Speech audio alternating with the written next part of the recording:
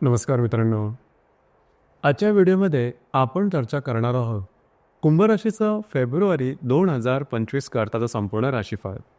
कसे असेल ग्रहयोग, कसे असेल ग्रहांचे राशांतरा आणि ते तुमच्या राशीवर कशा प्रकारे प्रभाव करणार आहेत, कोणते निर्णय तुम्हाला घ्यायचे आहेत, कोणते निर्णय तुम्हाला टाळायचे आहेत, सर्व संदर्भातली खुलासेवर चर्चा आपण या व्हिडिओमध्ये करणार आहोत. सुरुवातीला आपण चर्चा करू की तुमचं जे स्वास्थ्य आहे, मानसिक किंवा शारीरिक, हे नेमकं कशा प्रकारचं राहील. जसं की तुमच्याच राशीमध्ये शनी हा भ्रमण करतो आहे, जो की तुमच्या राशीचा स्वामी आहे. म्हणजे तुमची जी रास आहे ती 7.5मध्ये आहे. खास करून गेल्या 2-2.25 वर्षामध्ये 7.5चे प्रभाव परिणाम नेमके कशा प्रकारचे असतात आणि कोणकोणत्या क्षेत्रामध्ये येऊ शकतात या संदर्भातला अगदी जवळचा अनुभव तुम्ही घेतलेला असेल तर तावून सुलाखून आता तुम्ही बाहेर पडतात. काळजी करू नका. साधारण मार्च नंतर हा जो 7.5चा प्रभाव आहे हा बऱ्याच प्रमाणात कमी होणार आहे आणि त्याचे अनुभव तुम्हाला फेब्रुवारीपासूनच चालू झालेले दिसते. म्हणजे फेब्रुवारीपासूनच गोष्टी थोड्याशा तुमच्या फेवरमध्ये होत आहेत, अशा प्रकारचे अनुभव तुम्हाला निश्चित येते. याचप्रमाणे तुमच्या राशीमध्ये रवी आणि बुध साधारण 13-12 तारखांनंतर येणाऱ्या जी काही खूप चांगली गोष्ट आहे, महत्त्वपूर्ण आहे. याचाच परिणाम म्हणजे या संपूर्ण महिन्यामध्ये तुम्ही बऱ्याच प्रमाणात ॲक्टिव्ह असणार आहात. तसं पाहिलं तर तुमची जी रास आहे ही ॲक्टिव्ह असते, आपल्या मतावर ठाम राहणारी आहे आणि दिलेला शब्द पाळणारी अशा प्रकारची रास आहे. कोणालाही न घाबरणारी आहे आणि जीवनाचा व्यवस्थितपणे अनुभव घेणारी आहे. थोडीशी शिस्तप्रिय अशा प्रकारची रास आहे. तशा प्रकारचे चांगले काही अनुभव तुम्हाला या महिन्यामध्ये निश्चित मिळतील. परंतु या महिन्यामध्ये मगाशी सांगितल्याप्रमाणे तुम्ही जास्त ॲक्टिव्ह असल्या कारणामुळे थोडंसं शारीरिकतेच्या संदर्भात लक्ष द्या. थोडंसं दमणं, थकणं किंवा शारीरिकतेच्या संदर्भातले काही त्रास या दरम्यान येऊ शकतात, तर याकडे थोडं लक्ष द्या. मात्र या महिन्याच्या 15 तारखेनंतर गोष्टी तुमच्या अपेक्षेप्रमाणे निश्चित घडतील, तर त्या संदर्भात काळजी करू नका. हा संपूर्ण महिना तुम्हाला आरोग्याच्या बाबतीमध्ये बऱ्याच प्रमाणात उपयुक्त असणार आहे. याचप्रमाणे तुमचं जे आर्थिक स्तर आहे या संदर्भात सांगायचं झालं तर तुमच्या राशीकरता 2 जे ग्रह सगळ्यात महत्त्वपूर्ण ठरतात. एक आहे बुध, जो की तुमचा पंचमेश आहे, अष्टमेश आहे. दुसरा आहे गुरु, जो की तुमचा लाभेश आणि धनेश आहे. हे जे गुरु आहे तो तुमच्या चतुर्थात भ्रमण करतोय. बुध व्ययातून तुमच्याच राशीमध्ये येणार आहे आणि राशीचा राजयोगकारक ग्रह जो आहे शुक्र, जो की तुमच्या चतुर्थेश आणि भाग्येश आहे. सगळ्यात महत्त्वपूर्ण असा ग्रह आहे जो की तुमच्या द्वितीय स्थानामध्ये भ्रमण करतोय. एकंदरीतच सांगायचं झालं या सर्व ग्रहांचा परिपाक म्हणजे या संपूर्ण महिन्यामध्ये तुमचा जो आर्थिक स्तर आहे तो अतिशय उत्तम असणार आहे. काळजी करू नका. या संपूर्ण महिन्यामध्ये आर्थिक आवक चांगली राहील. तुमची येणारी जी तुमची जे थांबलेली जी येणी आहेत आर्थिक संदर्भात ती पूर्णपणे होतील. फक्त एकच गोष्ट आहे, खर्चावर थोडं नियंत्रण ठेवा. तसं पाहिलं तर तुमची जी रास आहे ही अतिशय डिसिप्लिन आहे. म्हणजे एखादी गोष्ट तुम्हाला समजली किंवा एखादी गोष्ट तुम्हाला करायची राहिली तर ती मनावेगळी असेल, नावरती असेल, तरी पण ती चोखपणे करणं हा भाग तुमच्या राशीमध्ये अतिशय चांगल्या प्रकारचा दिसून येतो आणि तशाच प्रकारचा अनुभव तुम्हाला या महिन्यामध्ये येणार आहे. त्याच्यामध्ये खर्चावर जर का तुम्ही नियंत्रण ठेवलं तर अर्थातच आर्थिक जी येणी आहेत किंवा आर्थिक संदर्भातल्या बऱ्याचशा गोष्टी उपयुक्त अशा होणार आहेत. याचप्रमाणे थोडंसं जे तुमचं जर तुम्ही शेअर मार्केटमध्ये ट्रेड करत असाल तर या महिन्यामध्ये शेअर मार्केटमधून तुम्हाला इन्कम चांगलं आहे. मात्र शॉर्ट टर्ममध्ये लगेचच्या लगेच तुम्ही निर्णय घेऊ नका किंवा शॉर्ट टर्ममध्ये इन्व्हेस्टमेंट करू नका. तुमचे अंदाज चुकू शकतील. या ठिकाणी थोडंसं लक्ष देणं गरजेचं राहील. गृहसौख्याबद्दल सांगायचं झालं तर तुमच्या राशीच्या चतुर्थ स्थानामध्ये गुरु भ्रमण करतो. अतिशय चांगली गोष्ट आणि या महिन्याच्या 4 तारखेपासून तो मार्गस्थ सुद्धा होणार आहे.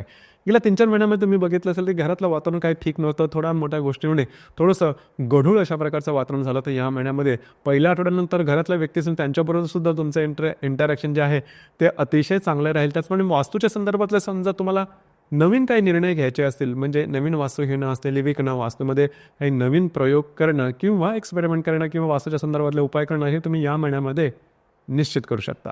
याचप्रमाणे म्हणजेच घरातल्या व्यक्तींवरचे नातेसंबंध बऱ्याच प्रमाणात सुधारतील.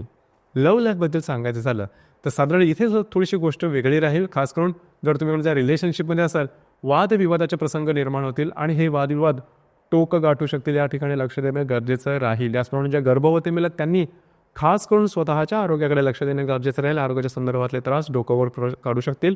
डॉक्टर इलाज करणं महत्त्वाचं राहील. हाच जो भाग आहे हा भाग साधारण ज्या विद्यार्थी वर्ग आहेत त्यांच्यासाठी सुद्धा लागू होतो.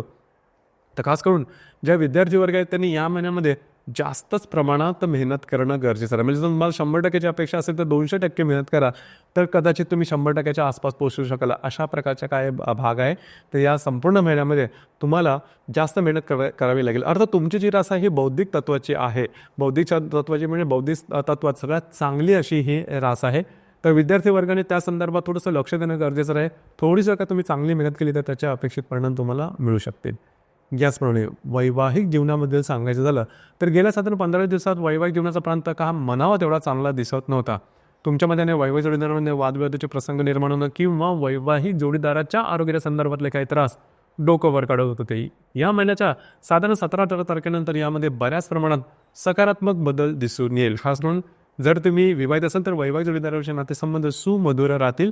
तुमच्या दोघांमध्ये जे इंटरॅक्शन असेल ते खूप चांगल्या प्रकारचं दिसून येईल. याचप्रमाणे करिअरच्या संदर्भात सांगायचं झालं तर खास करून करिअरच्या बाबतीतमध्ये सुद्धा गोष्टी काही बरोबर नाही आहेत. तुमचे सहकर्मी किंवा वरिष्ठ यांच्याबरोबर वादविवादाच्या ठिणग्या उडणं आणि त्यास थोडासा टोक गाठणं अशा प्रकारचे काही अनुभव येऊ शकतात. कुठल्याही परिस्थितीमध्ये जे तुमचं कार्यक्षेत्र आहे त्या संदर्भातले छोटे किंवा मोठे महत्त्वपूर्ण निर्णय या महिन्यामध्ये अजिबात घेऊ नका. तुमचे अंदाज चुकू शकतील किंवा आपलं कार्यक्षेत्र बदलणं त्या संदर्भात वेगळा विचार करणं असं सुद्धा करू नका. गोष्टी तुमच्यासाठी टोकाच्या होऊ शकतील, काळजी घ्या. याचप्रमाणे या महिन्याच्या 1 तारखेला शुक्र, राहू आणि नेपच्यून याची युती होणार आहे तुमच्या द्वितीय स्थानामध्ये.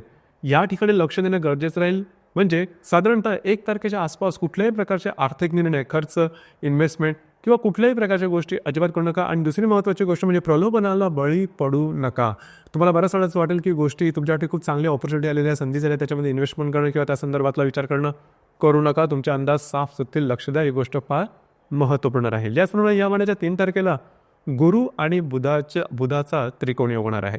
गुरु जो काही तुमच्या चतुर्थात भ्रमण करतो आणि जो बुध वेळात भ्रमण करेन, दोघांचा त्रिकोण योग घरातल्या व्यक्तींबरोबर नातेसंबंध सुधारतील. त्यांच्यावर कुठे तीर्थस्थळी वगैरे जाणं अशा प्रकारचे काही अनुभव येतील किंवा वास्तूच्या संदर्भात तुम्हाला अपेक्षित काही अनुभव या दरम्यान निश्चित मिळतील.